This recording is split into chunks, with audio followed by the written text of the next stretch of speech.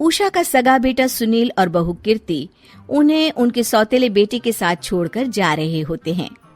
बेटा, तेरी जब कमाई बढ़ जाएगी कम से कम तब तो मुझे तू लेने आ जाना। हाँ हाँ माँ, क्यों नहीं।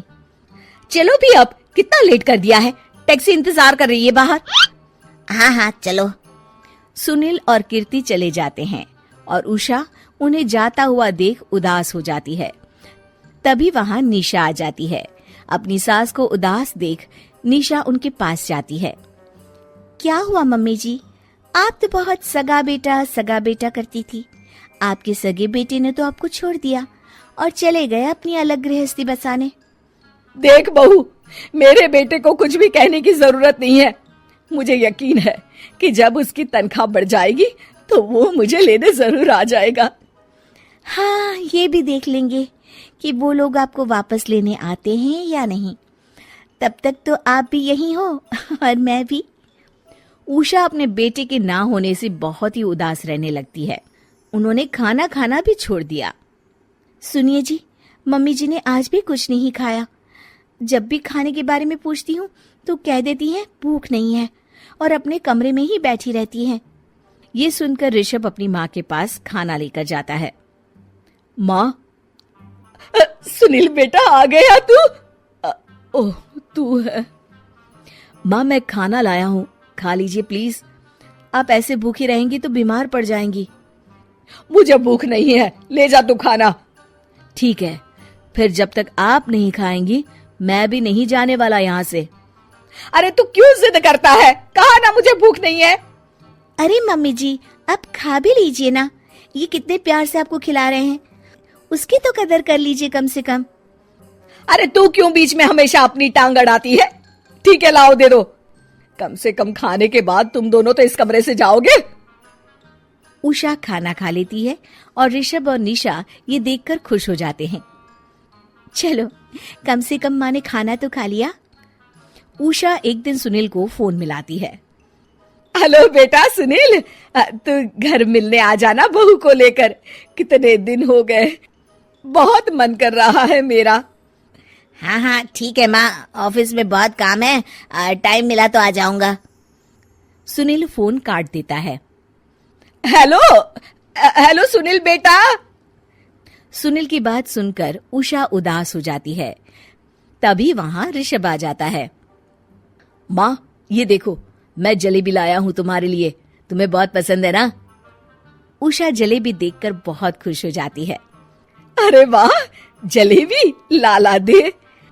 उषा जलेबियां खा रही होती है और ऋषभ अपने कमरे में चला जाता है। देखा मम्मी जी, आपका ये कितना ख्याल रखते हैं, और प्यार सगे और सौतेले से नहीं आका जा सकता। आपको उदास देखकर ये आपके लिए तुरंत जलेबी ले आए, यही तो प्यार होता है। ये कहकर निशा वहां से चली जाती है और उषा सोचने लगती है, शायद तू ठीक कह रही है बहू। उषा देखती है कि ऋषभ उसका बहुत ख्याल रखता है और उसे उसकी गलती का एहसास होने लगता है। एक दिन सुनील और कीर्ति घर पर आते हैं। उषा उन्हें देखकर खुश हो जाती है। और माँ, कैसी हो? अरे बहुत अच्छी हूँ। ऋषभ और बहू मेरा बहुत ख्याल रखते हैं। वैसे मुझे नहीं लगा था कि तू आएगा बहू के साथ। क्यों, ऐसा क्यों लगा आपको माँ? बेटा, फोन पर तूने कहा था कि तुझे बहुत काम है। हाँ माँ, पर मुझे ये भी तो पता था ना कि मेरी माँ इंतजार कर रही होगी मेरा। ना बेटा ना, मैं तो इंतजार नहीं कर रही थी, मैंने तो उम्मीद ही छोड़ दी थी। सुनील को ये देखकर अजीब लग रहा होता है कि उसकी माँ ऋषभ से अब बहुत अच्छे से बात कर रही होती है और उसके आने की उनको कोई खास खुशी भी नहीं होती है। अपनी माँ का ध्यान न पाकर उसे थोड़ी सी जलन महसूस होती है। माँ, ये देखो मैं क्या लाया हूँ, साड़ी तुम्हारे लिए। हाँ बेटा, अच्छी है साड़ी तो। अच्छी है तो फिर आप आज इसे पहनो और फिर कहीं घूमने चले जाते हैं। बेटा, ऋषभ ने भी मुझे साड़ी दी थी, आज तो मैं वही पहनूंगी। तेरी दी हुई साड़ी फिर कभी पहन लूंगी। सुनील को अब बहुत ही ज्यादा जलन हो रही होती है। उसे समझ नहीं आता कि अपनी माँ का ध्यान फिर से कैसे वो अपनी तरफ खींचे। रात हो जाती है और उनके जाने का वक्त आ जाता है। माँ, चलो अपना सामान बांधो और हमारे साथ चलो। कीर्ति ये सुनकर चौंक जाती है। ये क्या कह रहे हैं आप? हम सासू माँ को लेने थोड़ी ना आए थे। अरे तुम चुप हो जाओ। माँ चलो जाओ, अपना सामान बांध लो।